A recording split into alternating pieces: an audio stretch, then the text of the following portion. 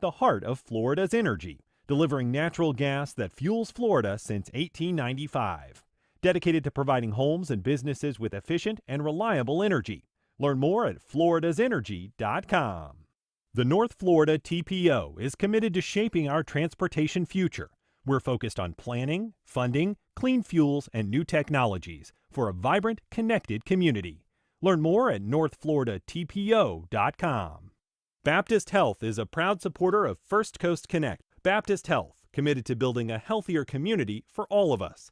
More info at 202-4YOU or baptistjacks.com.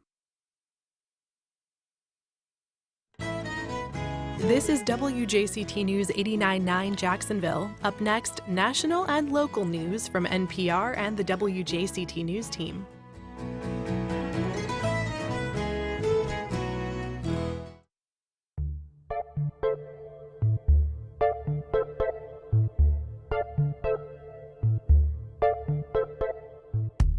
Good morning, I'm Ann Schindler. On today's First Coast Connect, the untold truth about Black maternal health and cancer risk. We explore a recent report on the impacts of racial disparities across the healthcare industry. Then, behind the headliners, we meet some of the local talent taking the stage and the side stages at the Jacksonville Jazz Fest. And a benefit fundraiser focuses on the intricate art of Islamic architectural design at the Alhambra Palace in Spain. Join the conversation. Give us a call at 904-549-2937. You can also email First Coast Connect at WJCT.org or tag us on social media. It's all ahead this hour after the day's news.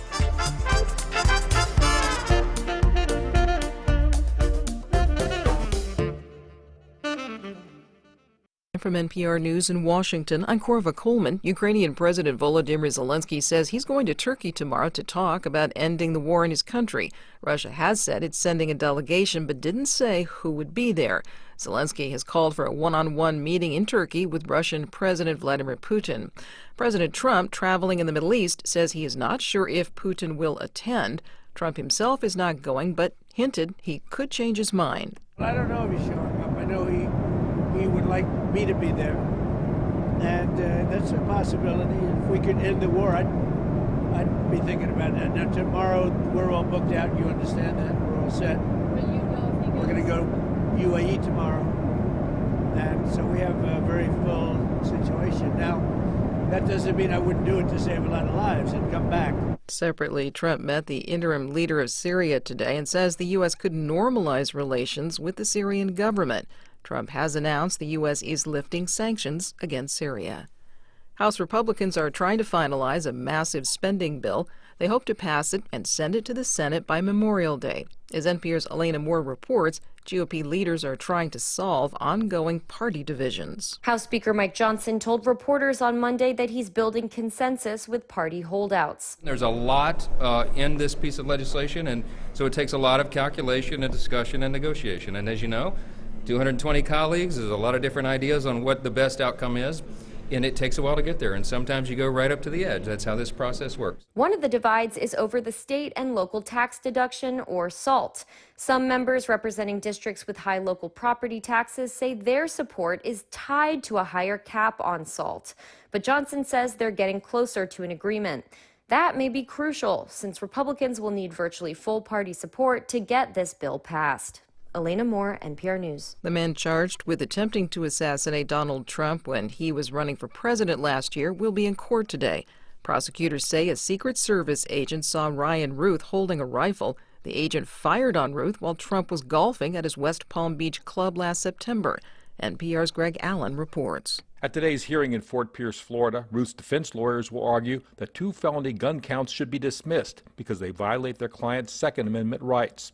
The U.S. District Judge hearing the case, Eileen Cannon, is the same judge who dismissed charges against Trump over his handling of classified documents. Ryan Ruth's lawyers are also asking Judge Cannon to suppress the testimony of the witness who identified their client as the person seen running from Trump's golf club. The unidentified witness was flown by helicopter and presented with a single suspect, a handcuffed Ruth.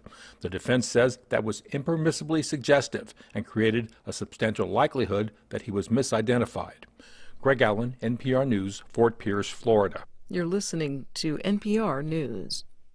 You're listening to WJCT News 89.9 in Jacksonville. Good morning. I'm Stephen Ponson. It's now 9:04.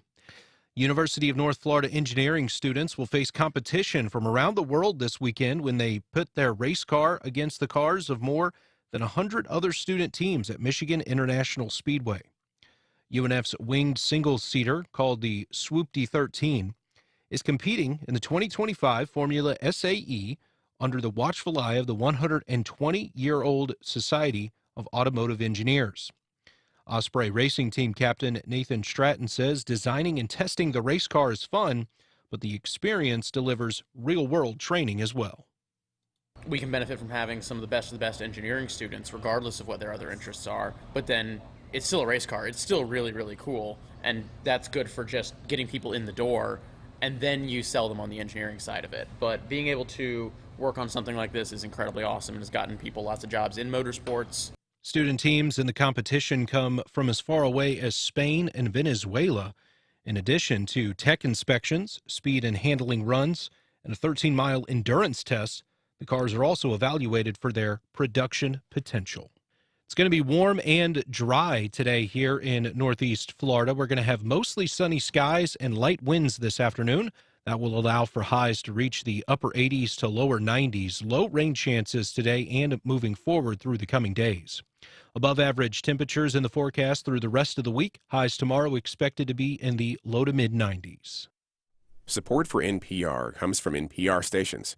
Other contributors include the estate of Joan B. Kroc, whose bequest serves as an enduring investment in the future of public radio and seeks to help NPR be the model for high-quality journalism in the 21st century. This is NPR.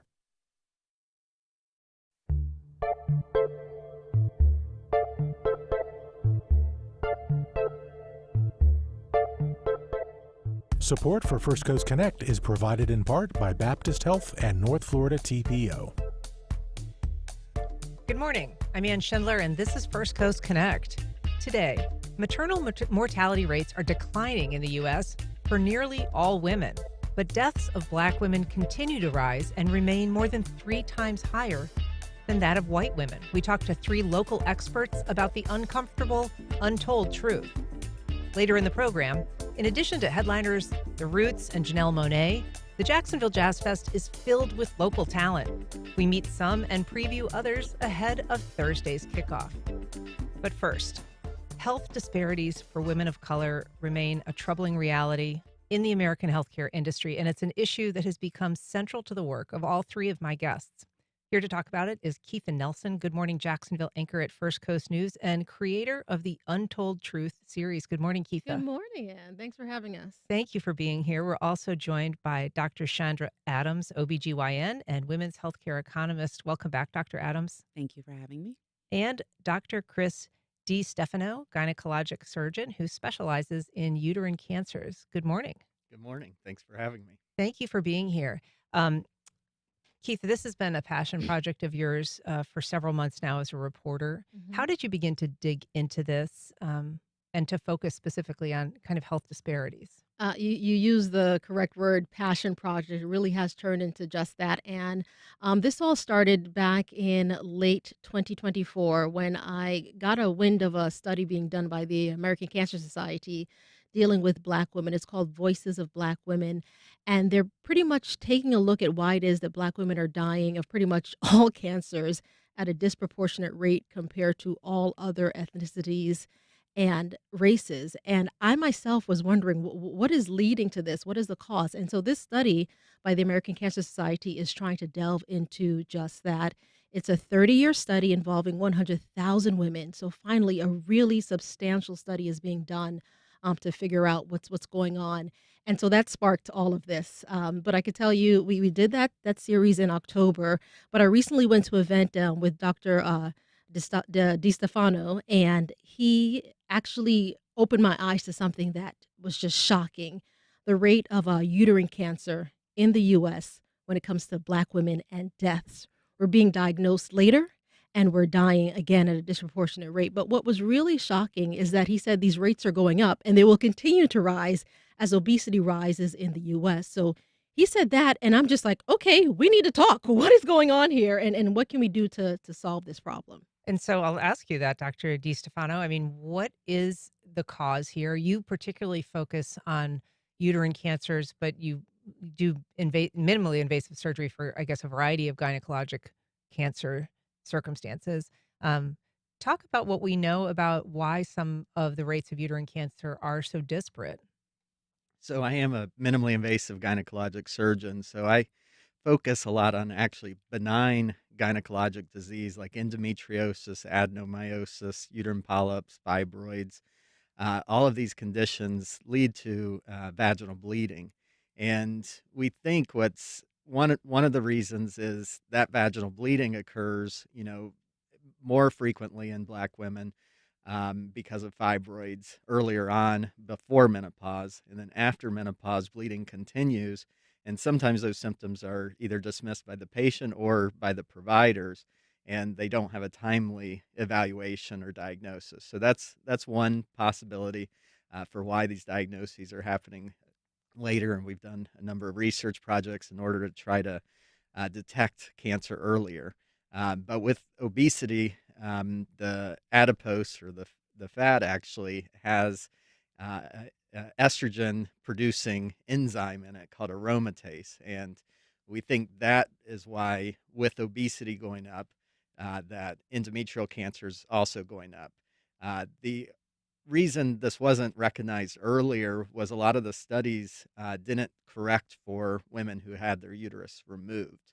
And so if you look at that, because of all the benign gynecologic conditions like fibroids, Black women do have their uterus removed more frequently than white women. And so the data didn't show these disproportionate rates of cancer or death until we corrected for it. How recently was that corrected? That was around 10 years ago. Okay. There was a large NCI study that looked at the epidemiology of cancer in Black women versus white women. And Keitha, you mentioned that Voices study, and that has been a rallying cry for a lot of the coverage that you've done, which is to try to get women to enlist and to enroll in that research because it is specifically focused on women of color and their health outcomes. And so much of the research, I know that Dr. Adams will address this as well, but so much of the research to date has been improperly focused in a lot of ways. It hasn't sort of taken out, it hasn't focused in a way that allows people to diagnose appropriately and to kind of Black women, yeah, in particular. Dr. DeStephano's just speaking just now, and I'm smiling because he just said it. The study was done about 10 years ago. That's without the study, we wouldn't have known this. And that's another issue right now is that the participation when it comes to African American women in particular is not there where it should be. We tend to shy away from doing these research studies, clinical trials, because we know there's been a history of abuse, and for a lot of people that makes us to tend to shy away from it. But that's why this study is so important. Going to voices.cancer.org. This is why it's so important because we all need to get involved. We all need to have our voices heard so that we can help not just us, but future generations of Black women. As I said, it's a 30-year study, so it'll take some time, but you have to think about the long term here. This is not just about, I say it all the time, it's not just about you. We have to think about the long game. So it's important to gather as much information as possible from all of us, Black women who are eligible. They're looking for women, by the way, between 25 to 55 who have not been affected by cancer to take part in this study. But without this research, where are we going to be? We need this research. We need to know so we could get some headway and save lives ultimately. Dr. Adams, as an OBGYN, you know as well as anybody, plus the work that you've done, what Keitha alluded to, which is some of this history of abuses in medical research, beginning with the father of gynecology, as he's known, who abused and essentially tortured enslaved women who were part of his, research practice. Just a really horrible story of really just wretched treatment. And that in some ways has continued to be felt in terms of either exclusion from, research or sort of appropriate treatment. How far have we come? So just to kind of go back and give a little bit more background on that those experiments were based on the premise that Black women did not feel pain in the same way as Caucasian counterparts. And so he did not feel that experimenting on them, testing his different ways to repair lacerations after delivery, lacerations after using instruments such as forceps for delivery, and the resultant lacerations where women had tears from the vagina to the anus through the rectum. And it was just a perception that they just didn't feel the pain. And so he was able to repair and re-injure and re-repair and re-injure. And some of those women underwent tens, possibly even 100 different surgeries for him to perfect his technique. And even as recently as in the late 1980s, 1990s, there was still a perception that African American women felt pain or perceived pain differently. And some of that may have been because of the cultural expression. It's not seemly or appropriate for us to appear weak or express that we're feeling pain. And so it just wasn't believed as much in the medical community. And so, fast forward to now, it translates to when women are having conditions of pain. I can remember Dr. Reuben Briggity, the first African American graduate of University of Florida Med School, who was an OBGYN here for several years, discussed during his residency when African American women came in with pain, they were diagnosed with pelvic inflammatory disease, which was a result of sexually transmitted infection. And white women who came in with pain were diagnosed with endometriosis, which did not have the same social stigma or stipulations of treatment or care. And there was a lot more judgment with that. And so now there is more of a push of listening to Black women. That was an amazing campaign that started in 2020. Listen to Black women and consider the entire spectrum of diagnoses that we may have that are similar to our counterparts. We are talking about health disparities in medicine. We're also talking about maternal mortality rates among Black women, as well as elevated cancer rates. And you are welcome to join our conversation. You can give us a call at 904-549-2937 or email firstcoastconnect@wjct.org. We've got a call from Nancy in Atlantic Beach. Good morning, Nancy. Go ahead. Good morning, Ann. I am a white woman with the exact same condition that the people are talking about now, your guests are talking about now. Had breakthrough bleeding all the time. Finally, at 65, someone listened to what they called staining.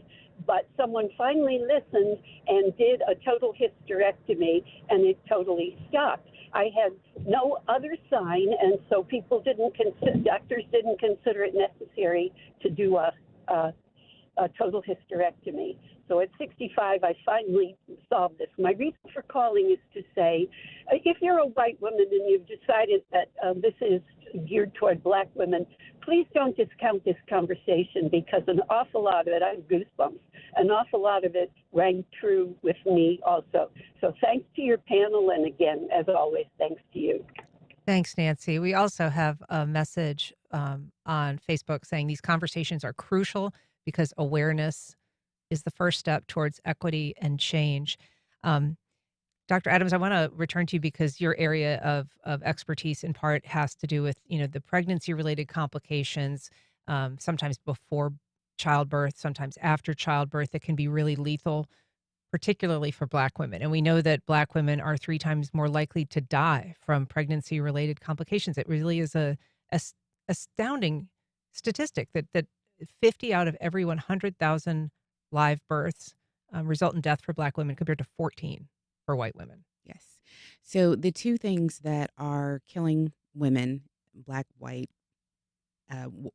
whomever, in labor are hypertension and hemorrhage.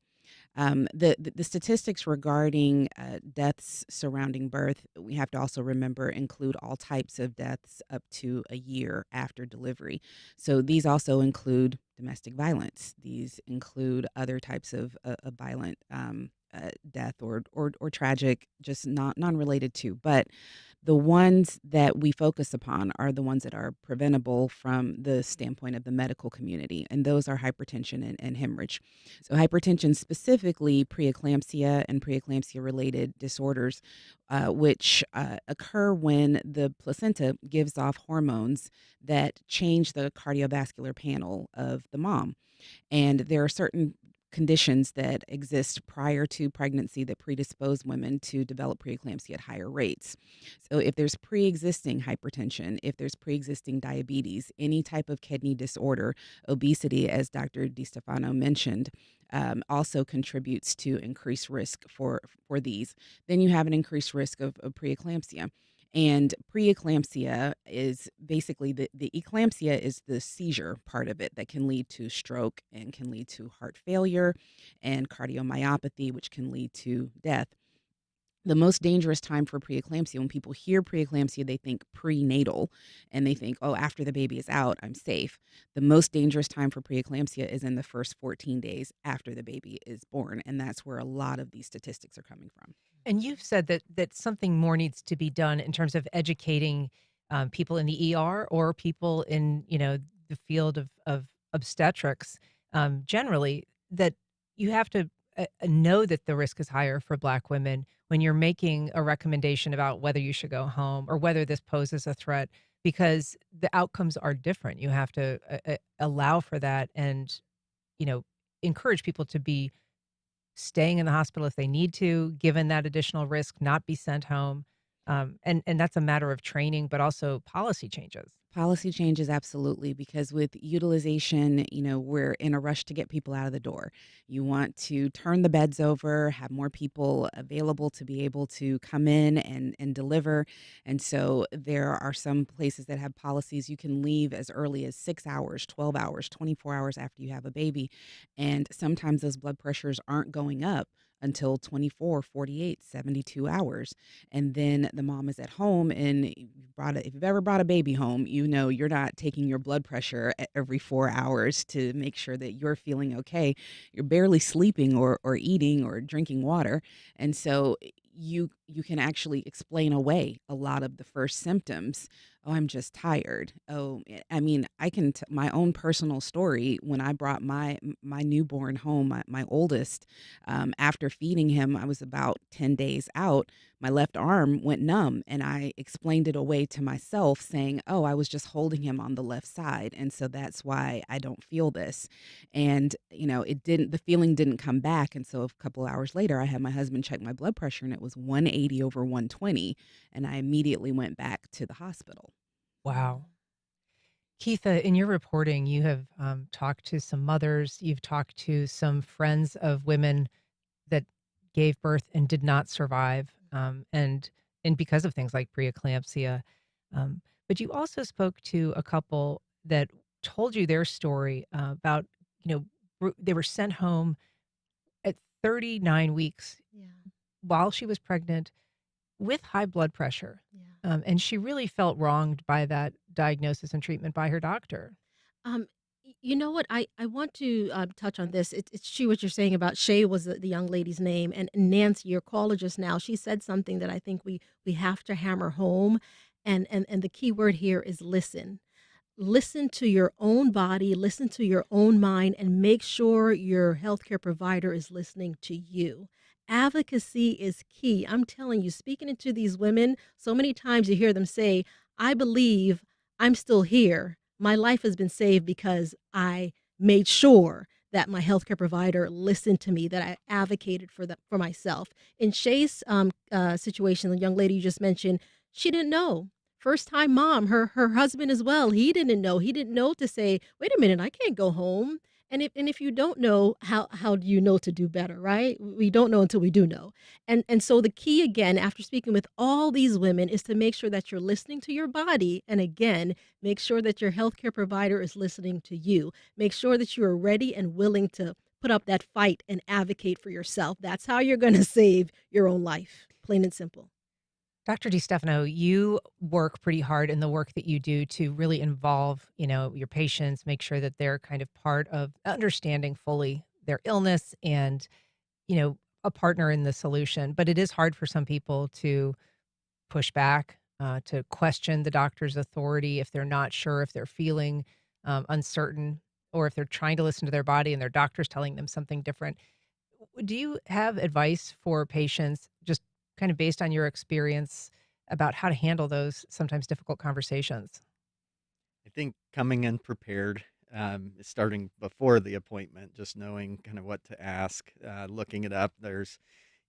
I, as a provider, even am using, Chat GPT and AI and all the education tools that are out there. American Cancer Society, Mayo Clinic's, website. There are plenty of kind of education. So I always, for myself, as a patient, or with taking my kids to appointments, I always come prepared with kind of what I want to discuss. And then, so that sets some expectations. Then, with the provider, if you're noticing a disconnect there, you follow up with them about those recommendations, ask, multiple different ways. And if you're still not feeling comfortable with that, then I think it's, at that point, getting a second opinion.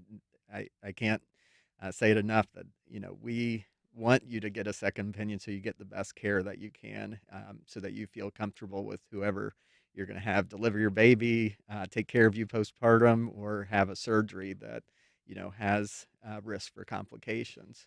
How do doctors feel about being, audio recorded? I feel like you leave the doctor's office and immediately 80% of what they said is gone, and then you kind of have a grasp of maybe 10% really clearly, and then the other 20% you're sort of trying to recreate. But I would guess that sometimes that's uncomfortable for doctors. What is your feeling about that? I think it is uncomfortable, but I think more and more we're going to have to develop new policies around that in order to become more comfortable about it, because I do think the recap features of some of these programs are very helpful for patients to remember, what was said to them, and beyond just note taking. And so I think over time, as long as both sides of the provider and the patient are aware that the recording is underway, that I think there needs to be consent there to make everyone more comfortable. I encourage it at my office, actually, because I can't tell you how many times I've had a conversation and the patient comes back and said, well, you told me I should definitely do this. And I said, no, what I said was you should absolutely never do that. Yeah. So, it's helpful for us too. And as my practice grew, I think now we're up to 9 or 10 providers. We have meetings to discuss where we are, making sure we're all on the same page with regard to the plan of care for someone who's going to be coming in laboring or delivering. And in those meetings, there's several times where it says, hey, your note doesn't reflect that your conversation told her to do this, and now the patient is confused about it. And so being able to have that recording and go back and say, yes, absolutely, this is what was discussed, and this was the plan of care, and you agreed or didn't agree, or these are the questions that you asked, or these are the ones that you didn't get answered. That's, I think, very important for both sides in this conversation. We have an email from Kelly saying, so glad my favorite OB is on this show. She has the best OB midwife partnership practice in town. We also have a call from Curtis on the north side. Good morning, Curtis. Go ahead. Good morning, Ann, and good morning, everyone. I'm calling because Dr. Adams mentioned Dr. Briggity. My wife and I know him personally. He was my wife's gynecologist, and he's short in stature but has the heart of a giant. And my other comment is that I feel personally that society is failing our young people, especially the young females. I believe that every female, regardless of race, color, creed, is special and is beautiful. I hear them talk about sex education in school. I'm always listening to that. And I think they focus too much on intercourse and not the makeup of the body, especially the female body, what transpires when the female body changes and the changes that the woman body go through. I love this program. I just don't think there's enough information out there being pushed through the schools and through media about how serious the female body is. Thank you so much, Ann. Thank you, Curtis. I appreciate your call. Interestingly, we just got a message from William on Facebook sort of echoing that, saying, as a father and grandfather, can this information be shared in high schools in an academic program. This is so serious because women are dying and families are negatively influenced because of this. Um, Keitha, I know that, your station has done school outreach in the past on some topics. Is that anything that you've been approached about or thought about or explored? Well, I'm going to. So it's an uncomfortable situation, uncomfortable conversation for sure to have, right? When you start talking about anatomy, the body, the changes to your body. I've got to tell you, even myself, some of the things that we spoke about when I spoke with Dr. DeStephano, I was like, can we go there? Should we go there? But we decided to do it, because as we just heard there mentioned, we need to have these conversations. But in terms of going into the schools, that's something we'll look into maybe, a little farther down the line. But again, these uncomfortable conversations, you tend to have to fight a little bit, which I'm always willing to put up a fight. Let's put that there. But it might be a bit of a, a battle. Yeah, well, I want to ask you about that too, Dr. Adams, because some of the recommendations that have come out based on the research, based on our knowledge now about this health disparity and kind of how many places it manifests, have, had specific suggestions, things like increasing the number of Black and people of color who are in the world of obstetrics, or testing at the licensing, stage, at licensing boards, doctors for proficiency in recognizing bias and making sure that they, are culturally competent. And those are things that are tools believed to help remedy some of this disparity. And they're also the very kind of thing that are under attack in a lot of places, including here in Florida, when it comes to something that has a tone of diversity, or equity or inclusion. So where do you see those kinds of recommendations going given the current climate? We hear the phrase over and over again that representation matters, and we see it in how patients interact and have a sense of trust with their care providers. And so I emphasize to my patients all the time, yes, you may feel more comfortable with a provider who looks like you, but there is a saying also that all skin folk aren't kinfolk, which basically just means that just because someone looks like you doesn't necessarily mean that they sympathize or empathize with your condition. And we can have allies in all colors. We can have allies in all ethnicities. And I think it's important for those who are allies to call the thing. And to say out loud, many African American women in my practice have been surprised to hear, they come in and say, I only want to see Dr. Adams because they see my brown face and they think, okay, that's my friend, that's who's going to take care of me. But many of the providers in my practice are not African American. And women have come back to me and said, I was really surprised to hear your midwife say, because you're a woman of color, these are the things that I'm going to be specifically looking for. And that made them feel safe, and that made them feel heard, and that made them feel that they were in a place where they were being taken care of. And so it is important for us to have representation, because I think that keeps it on everyone's radar. Like if they possibly if they weren't working in my practice, that wouldn't be a conversation that they were having in another practice. But I regularly say to my providers who are not of color, listen, these women are coming to you and they are scared, and you have to acknowledge that before you proceed with your discussion of them, because any dismissal that they receive, they're going to perceive that it is because of their color. Mm-hmm. Dr. DeStephano, I'm curious how you handle that, because, we had a question come in on email, I believe, asking about this link with obesity. How do you kind of explain to people risk factors, perhaps some lifestyle factors, and do so in a way that shows that you are, both empathetic and not judgmental about, kind of people's lifestyles when it comes to certain kinds of cancers? Particularly if you're dealing with somebody who, is of a different race or ethnicity than you are. Yeah, it has been something, practice. I mean, practice is the main thing. You try to get into more diverse environments in order to, learn how to have these discussions. You learn from the experience. Sometimes things, I make mistakes in how I communicate something, and then I learn from it, and I ask for feedback on, what I said.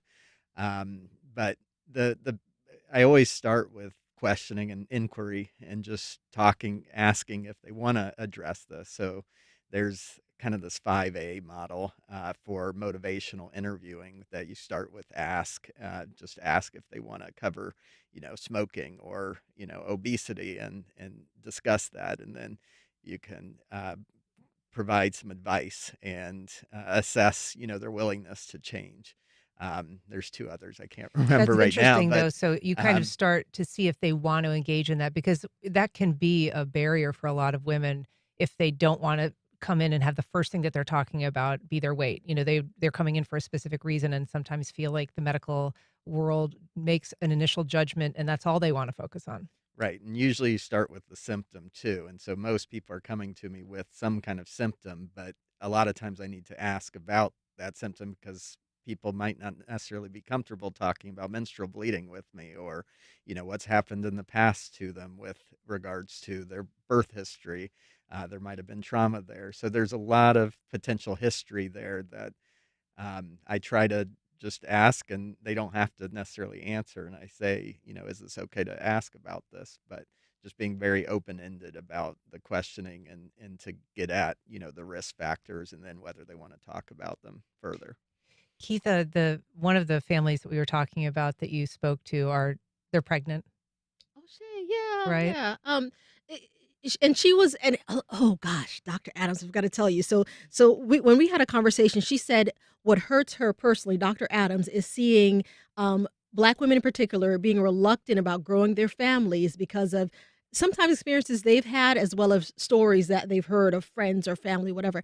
And it's so true. It's so sad that now you have women, because I spoke to at least two within the story, that are afraid of starting a family, growing their family, just because of, if not their own experience, then what they've heard other people experience. It's a sad truth. Yes, Shay and her husband are happy. They have a child on the way, but still in the back of their mind, am I going to be treated different because of my race? Am I going to be ignored? My symptoms, are they going to listen to me? So yeah, it's a sad reality. Some folks are reluctant again to grow their families because they're afraid. They're afraid. And this is not their first time, and No. they are going to move in with more understanding. And do you think That's they feel a good thing. That's yeah. a good thing, right? So doulas, how come we didn't, Dr. Adams, let's talk about that, because she was pushing this as well. So it's so important to have someone there to hold your hand through the process, especially if you're new to it, right? Because there's a lot of things that we just don't know. So and advocate. Yes, I'm a big advocate now for having a doula, having someone there to help you out. And I spoke with one of our senators recently, and she was explaining to me that they're working on a Medicaid package for the next session, a comprehensive package that will include doula care being included in Medicaid. 'Cause, right now it's not covered, but so yes, there are some headway being made, some gains to try to help out so that we cannot be afraid, to grow our families. And we do have a question, Dr. Adams, that says, is there info available to women who want to learn about their bodies before getting pregnant, kind of specific to all of this? Is there like a good resource website that you steer people to? So I encourage people to go in for preconception counseling. We all learned preconception counseling in residency, and then we were very disappointed, I'd say, to get out and start practicing and realize you never get to use it because no one ever comes in and asks, what do I do? And so probably in the last 20 or so years, I've done maybe 5 real preconception counseling sessions. Typically, it's people who have chronic illnesses or are on certain medications, and they come in, they wonder, what do I need to get off before I start trying? How long do I need to be off of this? But every once in a while, I have someone who's perfectly healthy and comes in and says, I'm thinking about getting pregnant in the next 2 years. And I get so excited. I'm like, all right, let's go down the list. So I encourage people to have that conversation ahead of time. Things are a little different now with women, postponing pregnancy for careers and waiting for marriage, trying to find Mr. Right or what have you. And so a lot of times we spend a lot of time trying not to get pregnant. and then suddenly there's a big rush. It's okay, the wedding is in September, and we're going to try to get pregnant on our honeymoon. I'm like, hold on, can we talk about it, before you stop the pill or pull the IUD or whatever. But having those conversations with your doctor ahead of time, and even finding out what's your doctor's philosophy about birth. How do they view the maternal crisis? Do they believe in it, so to speak?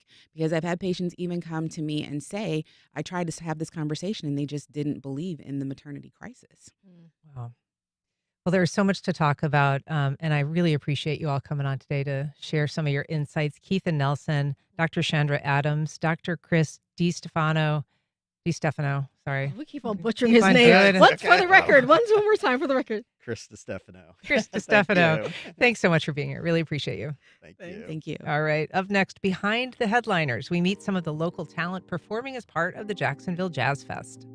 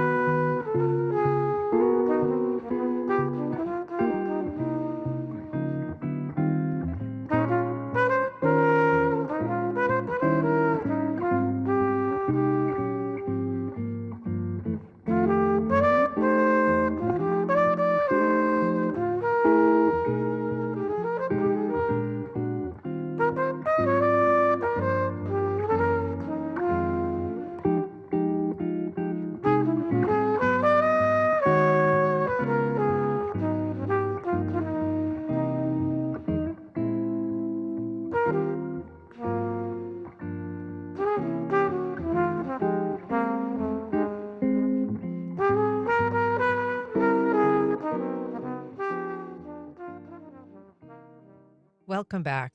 Well, some of the greatest moments of the Jacksonville Jazz Fest take place during collaborative sessions away from the main stage. Here to tell us about where to look for those moments of spontaneity is John Lumpkin. He is a jazz artist, educator, and founder of the Jazz Discovery Series. Good morning, John. Good morning, Ann. Tori Peoples, Director of Institutional Advancement at the Jacksonville Arts and Music School and an incredible jazz vocalist. Welcome, Tori. Thank you. Good morning. And Langston Oliver, welcome back, a jazz trumpeter extraordinaire from here in Jacksonville. Good morning. Good morning. So, John, one of the festival traditions is the Jazz Jam, and that's something that you have organized, and the folks on the show today are going to be part of that. Tell us, for people who haven't been, what is the Jazz Jam?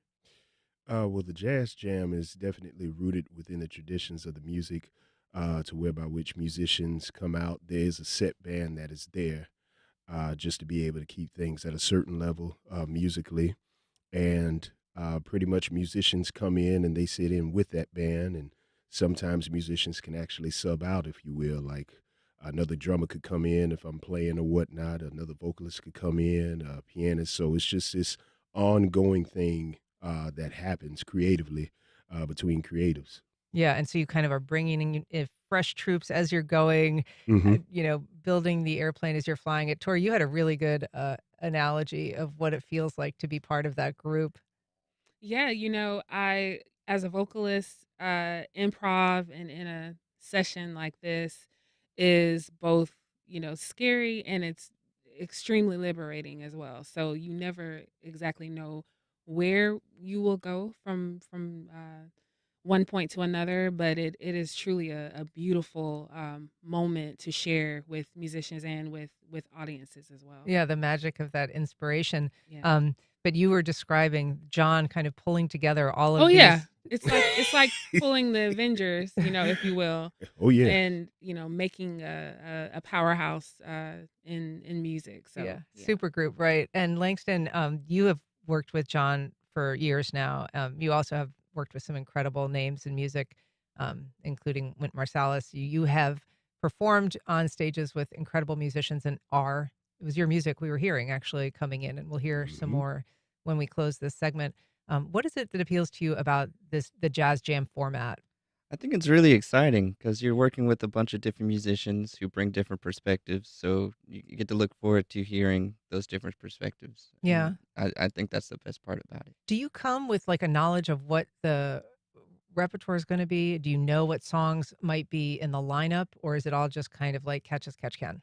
I think for jam sessions, there's kind of like a set standard um, that people call for tunes, but typically you kind of just go with the flow things. Is it harder to do that kind of on the spot improv as a vocalist, do you think, than just as a musician in the band? I think improv, it depends on your background. So a lot of us have grown up in the church, which is it is improv as far as flowing musically in spiritual moments. Yeah. So just like jazz, where your heart goes, where the music goes, you allow that to transpire in the moment. So it is, uh, it's a special moment to exchange with musicians. So you take a point of reference, or you take a sound and you expound on it. As a vocalist, maybe it's a word or two or a reference, and that triggers or spirals a movement in the music that you don't expect. And John, you're sort of nodding along. I mean, that is a moment of inspiration, and you see the similarity between kind of the feeling that you have in the church and the feeling that you have when you're performing jazz. Oh, absolutely. And to have it be any other way would not be being true to myself.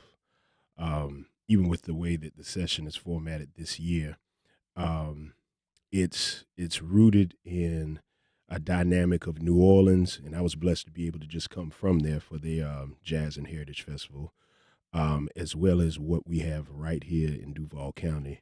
And it's my experiences on secular stages as well as non-secular stages, playing in churches, clubs, festivals all around here in the city. This jam session is going to be very special. I mean, from guys like Joshua Bolus, Corey Johnson, who I grew up watching play drums in church a lot and producing, Noah Green, who just came off the road with me with Leon Timbo, who's a Jacksonville native. These fine people right here, Mylan Allgood, who I went to school with at UNF, and also Jeremiah Hunt, who lives in Chicago but is a resident here, primarily here in Duval, and creating and making his projects. So it's going to be a culmination of all of that. It's interesting, Langston. John talks about the Jazz and Heritage Fest in New Orleans. New Orleans is the home of Tank and the Bangas. They're going to be performing at the Jazz Festival, and so are some other major names. We mentioned Janelle Monáe, but also Kool and the Gang, The Roots. And some people say, well, that's not really jazz, right? The New Orleans kind of branded theirs or rebranded it the Jazz and Heritage Festival, kind of a broader moniker. But what about people who say, well, where's the jazz in some of those headliners? I think it's in the culture, really. It's the people who are playing, right? Jazz has a very deep history, and so yeah, I would just go to say who the people who are playing. That's what it's about. Right? Yeah. How about you, Tori? What do you think? Absolutely, what Langston said. Typically, in settings of the Roots and Janelle Monáe and like the Robert Glaspers of the world, and in those jazz moments, you will hear references of jazz moments, or Thelonious Monk, or the greats. So you'll hear an homage to that again, because it is the heartbeat of a lot of the music that is out today. John, I know your passion is, educating youth, and there are also a couple of youth ensembles here from UNF, from JU that are going to be performing. So that's, a very cool part of the Jazz Festival. But the piano competition is another big part, and you're sort of overseeing that this year. Yes, primarily from the drum chair. Me and myself and Dennis Marks, we're going to be playing with a lot of pianists. We've done it before, and the one thing that I actually love about doing it is I get to put on all of these different hats to be able to communicate with the pianists that I play with, because they don't sound like each other. I mean, they're all coming from the same lineage, if you will, in terms of the music, but how they go about creating that, I have to follow that, and I have to own that and be in the moment with them. So for me as a drummer, as a creative, it's very exciting. I love doing the jazz piano competition every year. And so we were talking about the Jazz Jam, which is going to be at Intuition Aleworks. That's on Saturday.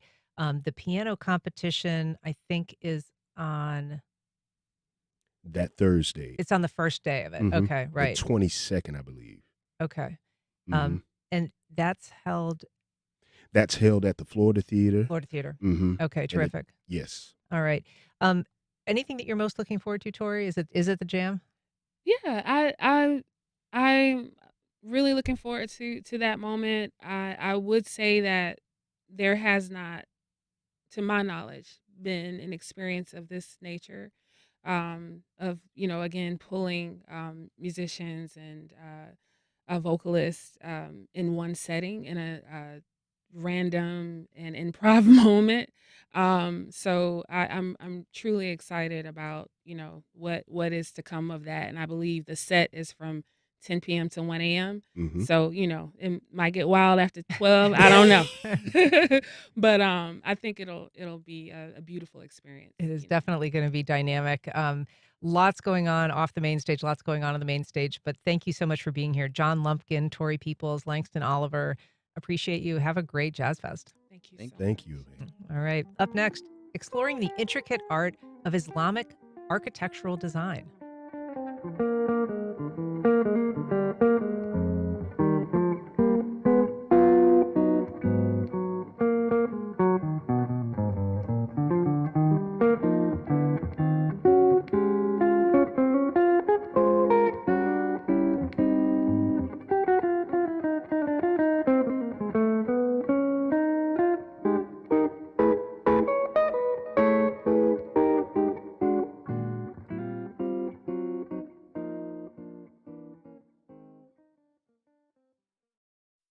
Life South Community Blood Centers, providing blood and patient services to the local hospitals, serving patients in this community.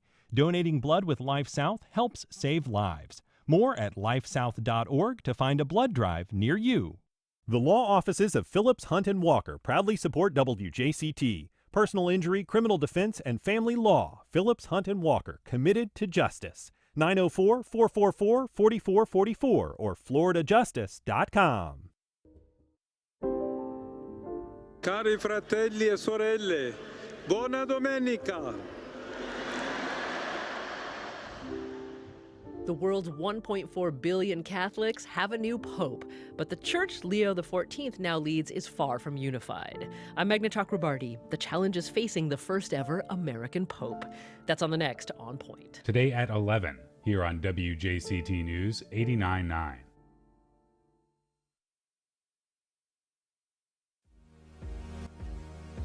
It's a must-have for any city preparing for the future, a strong digital backbone.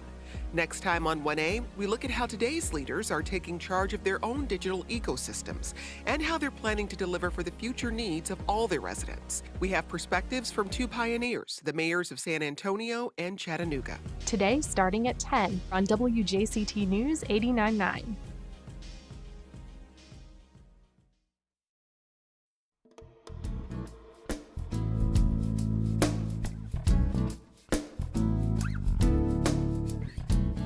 Welcome back. The ornate design of Spain's iconic Alhambra Palace is the focus of an upcoming art and cultural benefit. Here to tell us about it is Dima Kroma. She is a visual artist and the event's guest lecturer. Good morning, Dima. Good morning. We are also joined by Dr. Mohammed Alhaj Mustafa. He's a hematologist and medical oncologist at Mayo Clinic who specializes in the diseases of leukemia and lymphoma. Dr. Mustafa, thanks for being here. Thank you. So, Dima, you are from Syria, but you moved to the U.S. in 2010. How has that experience shaped your artwork? So my moving to the United States as an immigrant made me want to tell people about my home, especially because of what happened in Syria, the revolution. So people only thought about Syria of place of war, but Syria is a beautiful place. So I wanted to tell people where I came from and bring awareness of that wonderful culture. So I started to paint and tell stories about Syria.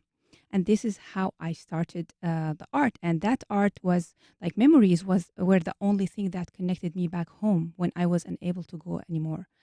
thankfully now we're able to go back, and it's going to be amazing.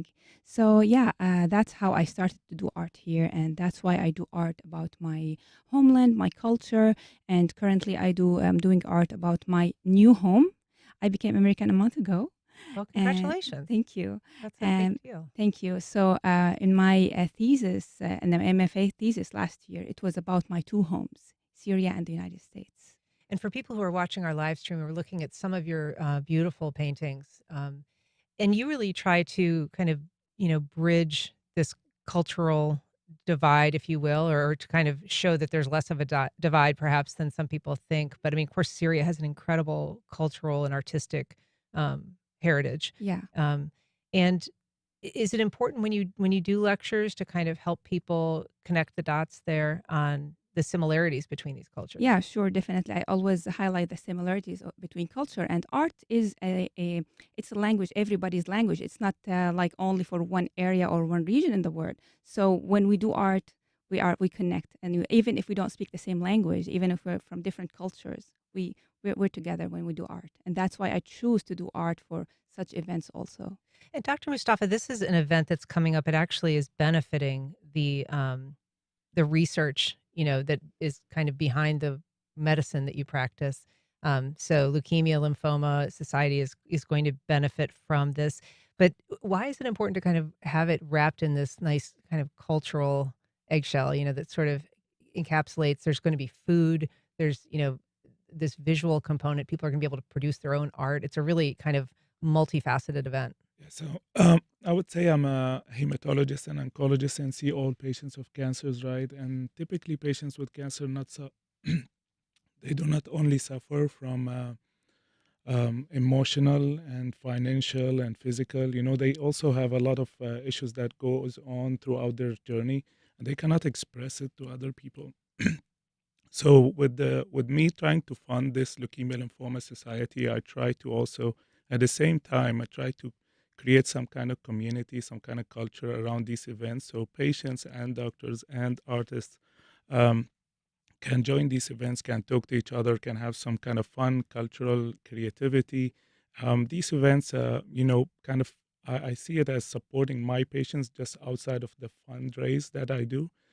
So that's why we're running these kind of events.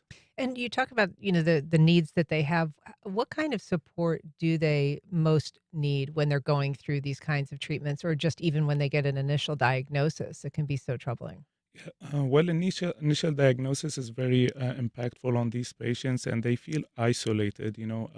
As a cancer, patient, the community around you don't understand what's going on with you. So these diagnoses impact you, physically and then emotionally, and then also many patients in our community, they suffer from financial impact of these, cancers. So what we try to do is by funding the Lymphoma Leukemia Society, they, they have multiple aspects on how they support patients. First is, financial assistance, also support cancer research, which is very impactful. And also a third, sorry. And also a third would be supporting them educationally. So the Leukemia Lymphoma Society provide a lot of educational sessions, which I run some of it. And that is very impactful on their journey.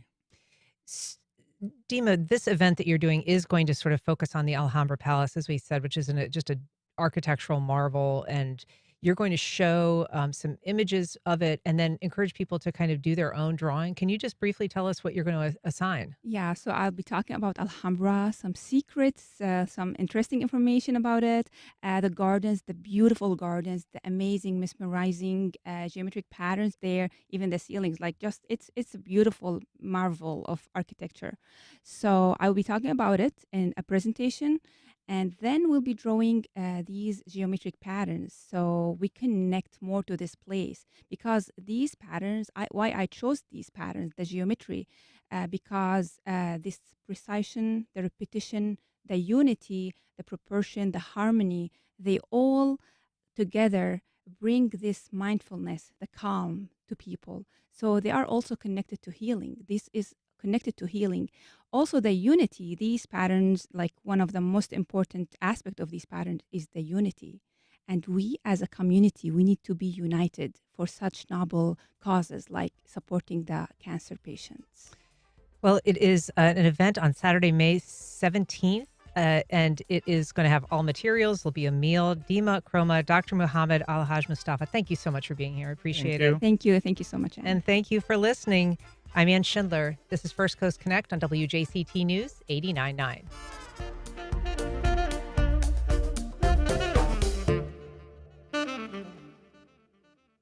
Support for First Coast Connect is provided by Baptist Health and the North Florida TPO. Baptist Health is a proud supporter of First Coast Connect. Baptist Health, committed to building a healthier community for all of us. More info at 202-4YOU or baptistjacks.com.